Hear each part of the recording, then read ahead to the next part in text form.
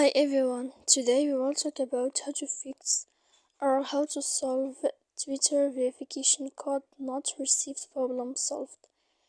To know how to fix or how to solve Twitter verification code not received problem solved, you should just go to settings like this. You will click. After that, in this page you will go to apps, default apps, app settings. When you will see this list, you will go down to find the application of Twitter and you will enter. When you will see this page, you will go to click for stop. After that, you will enter to storage.